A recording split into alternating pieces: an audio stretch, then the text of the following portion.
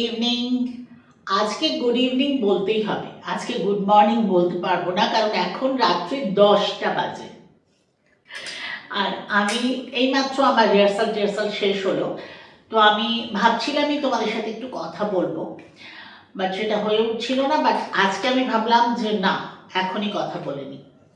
কারণ রিসেন্টলি তোমরা দেখছো যে আমি না সেভাবে ইউটিউব রেগুলার করতে পারছি না।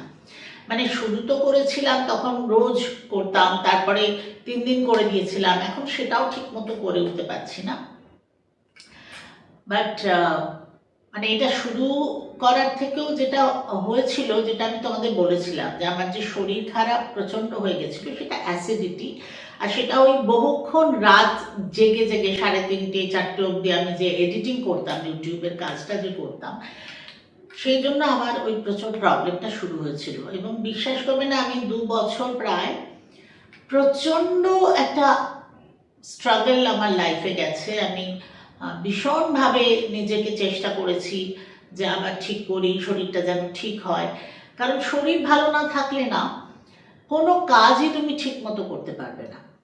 অ্যান্ড অ্যাসিডিটি, যেটা অ্যাসিড রিফ্লাক্স যে হয়, এগুলোতে না তোমার ডিপ্রেশন, তোমার মুড অফ, একটা অ্যাংজাইটি, সারাক্ষণ একটা খারাপ লাগা, কেন শরীরটা এরকম হচ্ছে, একটা ডিসকমফর্ট। তো তখন না মানে কোনো কাজই ঠিক মতো করা যায় না। অ্যান্ড ফ্র্যাঙ্কলি স্পিকিং, আমার কাছে নাচটা আমার জীবন। সেটা ছাড়া আমার পক্ষে থাকাটা খুব মুশকিল। তো আমি না ওইটার সাথে আর কম্প্রোমাইজ করতে চাইছি না কোনো কিছুই। প্লাস হেলথ সবার কাছেই খুব ইম্পর্ট্যান্ট। হেলথটাকে তো খেয়াল করতেই হবে, ভালো রাখতেই হবে। তো এইসব ভেবে আমি ভাবলাম যে ইউটিউবটা আমি মোটামুটি এখন বন্ধই করে দেব। বন্ধ বলতে একেবারে বন্ধ করব না, কিন্তু যখন খুব মনে হবে যে হ্যাঁ চলো একটা ভালো কিছু দেখলাম, একটা ভালো কিছু তোমাদের সাথে কথা বলতে ইচ্ছে করছে, ওই রকম সময় করব, মানে রেগুলার বেসিসে আর করবো না।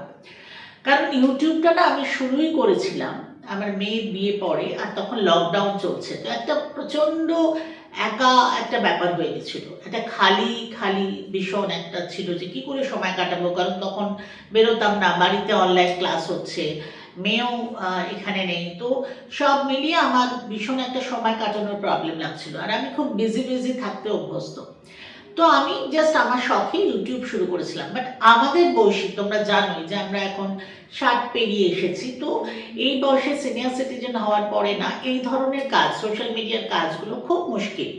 কারণ আমরা এত গ্যাজেটের সম্বন্ধে আমাদের এত নলেজ নেই, তো আমাকে শিখতে হয়েছে এডিটিং কী করে করতে হয়।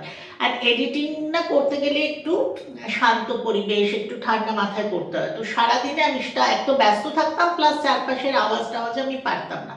তো সেই জন্য আমি রাত্রে বসতাম, আর রাত্রে বসা মানেই ওই 3:30 4টে বেজে যেত। সেটাও একটা নেশার মতো আমি মানে করছিলাম।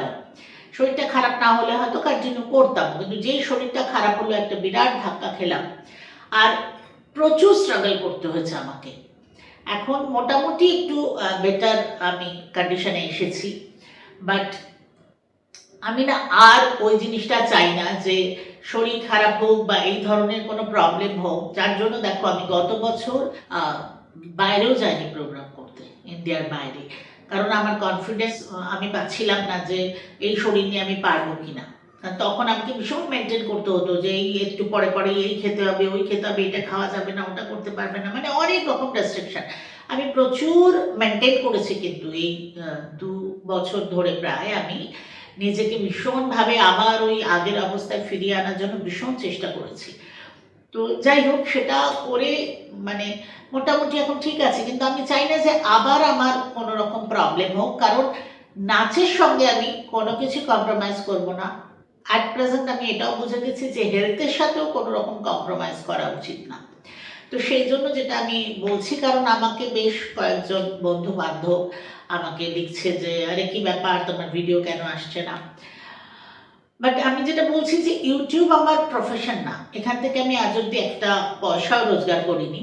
আমি আমার শখে করতাম, কিন্তু শখের জন্য যদি নিজের শরীর খারাপ হয়ে যায়, নিজের কাজের ক্ষতি হয়, আমার মনে হয় সেটার থেকে একটু দূরে থাকাই ভালো।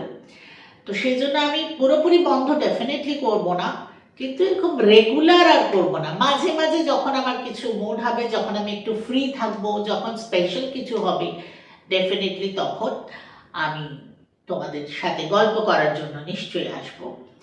তো আজকে এই পর্যন্তই, সবাই খুব ভালো থেকো। এখনো বললাম না যে অনেক রাত, কিন্তু আমি ভাবলাম না আজকে এটা আমার একটু বলে দিই, কারণ আমিও খুব মিস করি তোমাদের। কিন্তু যেটা বললাম যে আর কম্প্রোমাইজ করার মতো অবস্থায় আমি নেই। তো যাই হোক, তোমরা সবাই খুব ভালো থেকো, খুব তাড়াতাড়ি আশা করছি আবার দেখা হবে, আবার গল্প করব। নমস্কার।